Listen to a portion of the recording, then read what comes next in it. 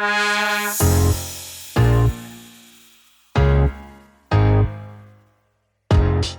is the 6th annual trick-or-treat event along the Riverwalk, and it is, you can see by the number of families, parents behind me, how important this is to our community.